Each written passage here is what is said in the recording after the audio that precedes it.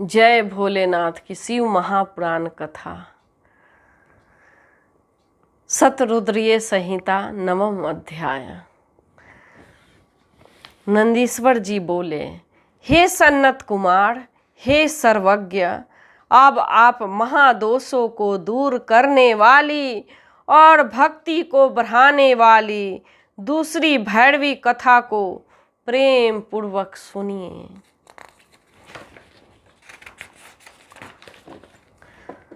काशी का सानिध्य प्राप्त कर वे काल भैरव, काल के भी भक्षक महाकाल हुए।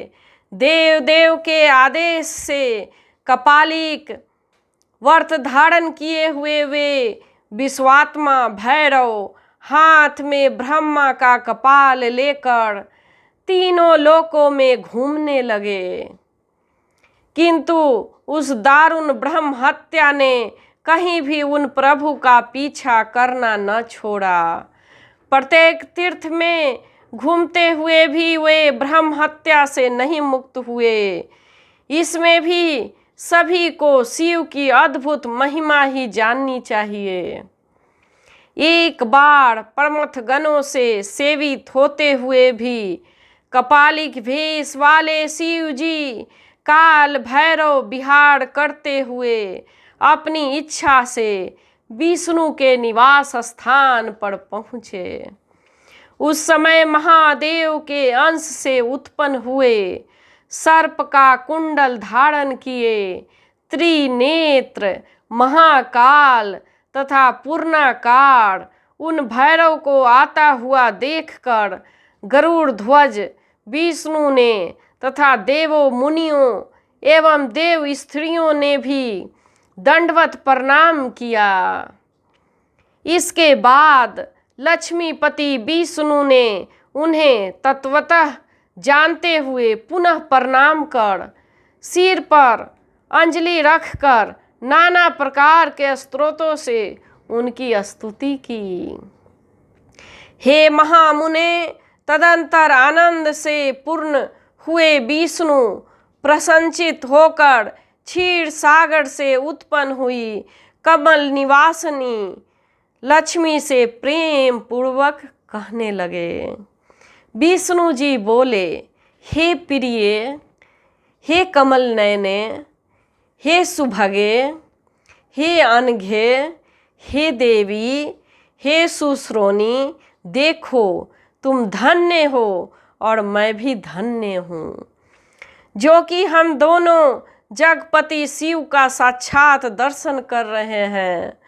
यही धाता विधाता तथा लोक के प्रभु ईश्वर अनादि सबको शरण देने वाले शांत तथा 26 तत्वों से रूप में भी यही अभिव्यक्त हो रहे हैं। ये सर्वज्ञ सभी योगियों के स्वामी, सभी प्राणियों के एकमात्र नायक, सर्वभूतात्मा एवं सबको सदा सब कुछ देने वाला।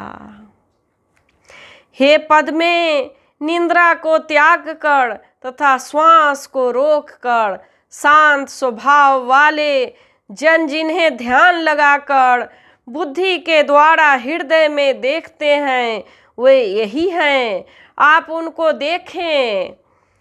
वेदत्व एवं स्थिर मन वाले योगी जन जिन्हें जानते हैं वही सर्वव्यापक शिव अरूप होते हुए भी स्वरूप धारण कर यहाँ आ रहे हैं। अहो, इन परमेष्टि की चेष्टा भी अद्भुत है कि जिनके चरित्र का वर्णन करने वाला मनुष्य शरीरधारी होकर भी विदेह हो जाता है एवं जिनका दर्शन करने से मनुष्य को पुनः पृथ्वी पे जन्म ग्रहण नहीं करना पड़ता, वही त्रव्यकम शशि भूषण भगवान शिव आ रहे हैं। हे लक्ष्मी, श्वेत कमल दल के समान बड़े बड़े ये मेरे नेत्र आज धन्य हुए। विष्णु जी लक्ष्मी जी से कह रहे हैं, जो इनके द्वारा महेश्वर महादेव का दर्शन किया जा रहा है। आज मेरा आँख धन्य हो रहे हैं। देवताओं के उस पद को धिक्कार है जिन्होंने शंकर का दर्शन नहीं किया, जो समस्त दुखों का नाश करने वाले तथा मोक्षदायक हैं। उस प्रभु का दर्शन नहीं करते, वो देव होने तुल्य भी नहीं है। यदि देव देवेश शिव का दर्शन हम सभी मुक्ति न प्राप्त की, तो देवलोक में देवता होने से बढ़कर और कुछ भी अशुभ नहीं है। नंदीश्वर जी बोले, लक्ष्मी से इस प्रकार कहकर रोमांचित शरीर वाले विष्णु वृषध्वज महादेव को प्रणाम करके यह कहने लगे। विष्णु जी बोले, हे विभो, हे सर्व पापाहार, हे अव्यय, हे सर्वज्ञ तथा संसार के धाता देव देव, आप यह क्या कह रहे हैं? हे देवेश, हे त्रिलोचन, हे महामते, यह आपकी कीड़ा किस लिए हो रही है? हे विरूपाक्ष, हे स्मरार्दन, आपकी इस प्रकार की चेष्टा का क्या कारण है? हे भगवान, हे शंभु, हे शक्तिपते, आप किस कारण ये भिक्षाटन कर रहे हैं? हे जगन्नाथ, हे त्रैलोक्य राज देने वाले, मुझे यह संदेह हो रहा है। नंदीश्वर जी बोले, विष्णु ने जब इस प्रकार शिव रूप भैरव से कहा, तब अद्भुत लीला करने वाले उन प्रभु ने विष्णु से हंसते हुए कहा। भैरव बोले, मैंने अपने अंगुली के नख अग्र से महादेव का सिर काट लिया है। उसी पाप को दूर करने निमित्त इस शुभ व्रत का अनुष्ठान कर रहा हूँ। नंदीश्वर जी बोले, महेश रूप भैरव के इस प्रकार कहने पर लक्ष्मीपति कुछ स्मरण करके सिर झुकाकर पुनः इस प्रकार कहने लगे। विष्णु जी भैरव से कह रहे हैं। विष्णु जी बोले, सभी विघ्नों के नाश करने वाले ही महादेव, आपकी जैसी इच्छा हो वैसी कीड़ा कीजिए, परंतु मुझे अपनी माया से मोहित न करें, मुझे माया से मोहित न करें।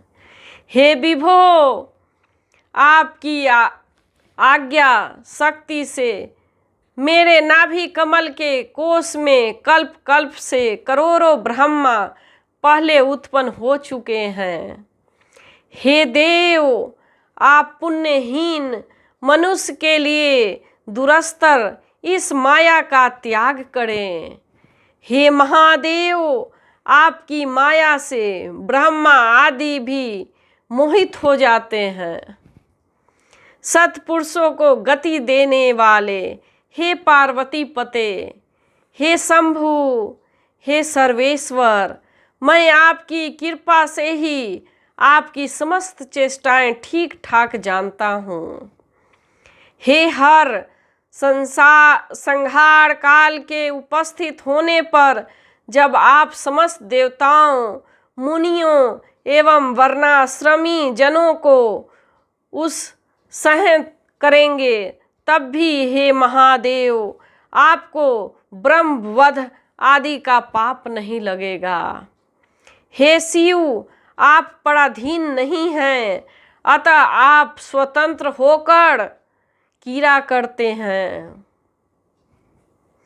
आपके कंठ में पूर्व में ही उत्पन्न हो चुके ब्रह्माओं की अस्थियों की माला भासित हो रही है, तब भी हे निष्पाप शिव, आपके पीछे ब्रह्म हत्या लगी है। हे इस जो मनुष्य महान पाप करके भी आप जगद्धार का स्मरण करता है, उसका पाप नष्ट हो जाता है। जिस प्रकार सूर्य के समीप अंधकार टिक नहीं सकता, उसी प्रकार जो आपका भक्त है उसका पाप विनष्ट हो जाता है। जो पुण्यात्मा आपके दोनों चरण कमलों का स्मरण करता है उसका ब्रह्म हत्या जनित पाप भी नष्ट हो जाता है। हे जगपते, जिस मनुष्य की वाणी आपके नाम से अनुरुक्त है, पर्वत समूह के समान भारी से भारी पाप भी उसे बाधित नहीं कर सकता। हे परमात्मन, हे परम धाम, स्वेच्छा से शरीर धारण करने वाले हे ईश्वर, यह भक्तों की अधीनता भी आपका कुतूहल मात्र है।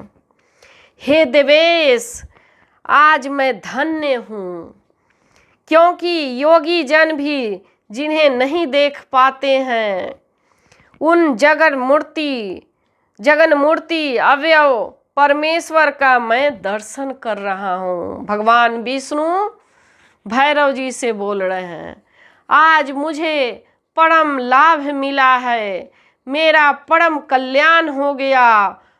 उन आपके दर्शन से मैं अमृत पान कर तृप्त हुए के समान तृप्त हो गया। मुझे स्वर्ग और मोक्ष तृण के समान ज्ञात हो रहे हैं। गोविंद विष्णु ने जिस प्रकार कहने के पश्चात, गोविंद विष्णु के इस प्रकार कहने के पश्चात उन महालक्ष्मी ने अत्यंत निर्मल मनोरथवती नाम की भिक्षा उनके पात्र में दे दी।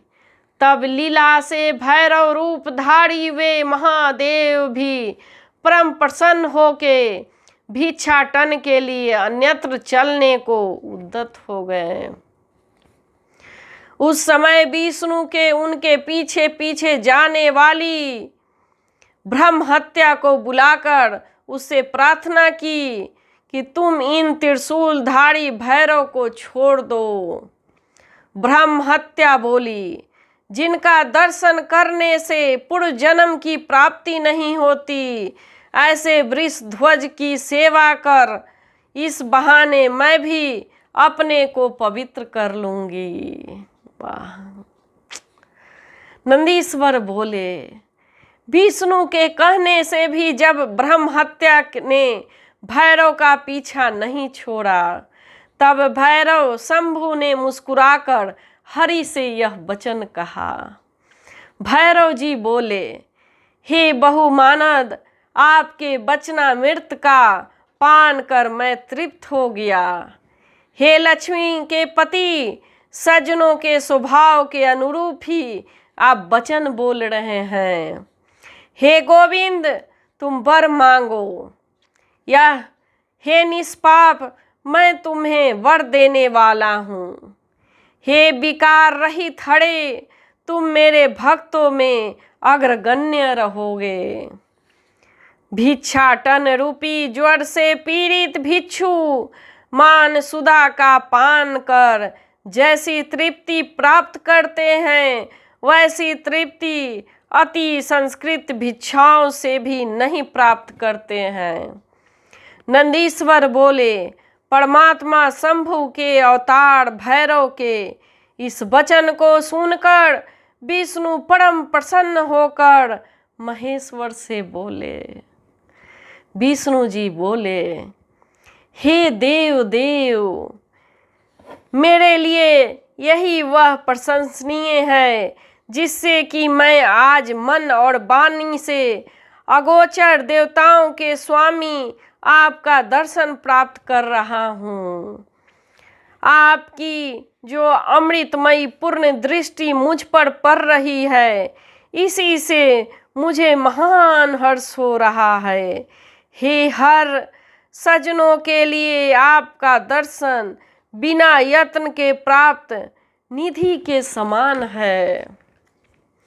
हे देव, आपके चरण युगल से मेरा वियोग न हो। विष्णु जी कह रहे हैं प्रेम से कि आपके चरण युगल से मेरा वियोग न हो। कभी छूटे न। हे शंभु, यही मेरे लिए वरदान है। मैं किसी अन्य वर का वरण नहीं करता हूँ और कोई वर नहीं मांगता। श्री भैरव जी बोले, हे महामते तात, जैसा आपने कहा वैसा ही हो। आप सभी देवताओं को वर देने वाले होंगे। नंदीश्वर जी बोले, ब्रह्मांड के भुवनों सहित केंद्रभूत सुमेरु पर्वत पर विचरण करते हुए दैत्य शत्रु विष्णु को इस प्रकार अनुग्रहित कर भैरव विमुक्त नगरी वाराणसीपुरी में जा पहुँचे, काशी नगरी में जा पहुँचे। भयंकर आकृति वाले भैरव के उस क्षेत्र में प्रवेश करने मात्र से ही ब्रह्म हत्या उसी समय हाहाकार करके पाताल में चली गई। उसी समय भैरव के हस्तकमल से ब्रह्मा का कपाल पृथ्वी पर गिर पड़ा। तब से यह तीर्थ कपाल मोचन नाम से प्रसिद्ध हो गया। अपने हाथ से ब्रह्मा के कपाल को गिरता हुआ देखकर रुद्र सबके सामने परमानंद से नाचने लगे। अत्यंत दुस्सह जो ब्रह्मा जी का कपाल अन्य क्षेत्रों में भ्रमण करते हुए परमेश्वर के हाथ से कहीं नहीं छूट पाया था, वह काशी में क्षण मात्र से छूटकर गिर पड़ा।